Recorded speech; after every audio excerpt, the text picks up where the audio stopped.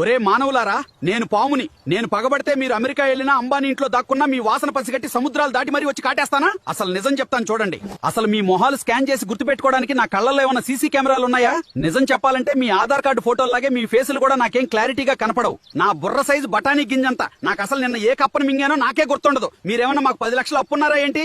మీ ముఖం గుర్తుపెట్టుకుని మరి వచ్చి పక్క తీర్చుకోవడానికి. మీకేదైనా ఆపదొస్తే బర్రె గొంతేసుకుని ఊరంతా వినపడేలా అరుస్తారు, లేదా పోలీసులకి ఫోన్ చేస్తారు. కానీ మాకు అలా గొంతు చించుకుని అరిచే ఫెసిలిటీలు, స్మార్ట్ ఫోన్లు లేవు కదా. మాకు ఆపదొస్తే ఒక వాసన వదులుతాం. అది పసిగట్టి వేరే పాము వస్తే మేమంతా ఒకేలా ఉంటాం కాబట్టి జంట పాము పగ తీర్చుకోవడానికి వచ్చింది అని మీరే కన్ఫ్యూజ్ అవుతారు. మిమ్మల్ని చూస్తే నాకు భయమే. నా దారిని నేను పోతుంటే నా తోక తొక్కితే సెల్ఫ్ డిఫెన్స్ కోసం కరుస్తాను తప్ప ఊరికే కరవడానికి మీతో నాకేమైనా ఆస్తి తగాదాలు, పొలిమేర పంచాయతీలు ఉన్నాయా ఏంటి?